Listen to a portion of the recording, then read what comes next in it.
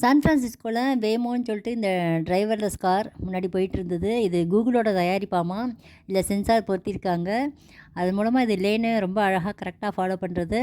அது மாரி ஸ்பீட் லிமிட்டும் செம்ம பக்காவா இருக்குது. அதில் முன்னாடி பின்னாடி சைடில் எல்லாம் வர்ற வண்டிகள் எல்லாம் ரொம்ப அழகாக ஜட்ஜ் பண்ணி கரெக்டாக அந்த ரெட் சிக்னல் நின்று அப்படியே க்ரீன் சிக்னல் வந்தோடனே அழகா டர்ன் ஆகுது பாருங்க. இந்த கார் வந்து ஆரம்பத்தில் மில்லியன் மைல்ஸ் கணக்கில் டெஸ்ட் ட்ரைவ் பண்ணியிருக்காங்க. அதுக்கப்புறம் டிரைவர் வச்சு இதை ஓட்டி இதோட நிறை குறைகள்லாம் சரி பண்ணினதுக்கப்புறம் இப்போது டிரைவர் இல்லாமல் தானே ஓடிட்டுருக்கு. சான் ஃப்ரான்சிஸ்கோவில் எங்கேருந்து வேணாலும் பிக்கப் பண்ணி எங்கே வேணாலும் ட்ராப் பண்ணுற மாதிரி இது சிஸ்டம் ரொம்ப அற்புதமாக ஒர்க் ஆகிட்டு மக்கள் இதில் போகணுன்னு சொல்லிட்டு ரொம்ப ஆர்வமாக இருக்காங்களாம்.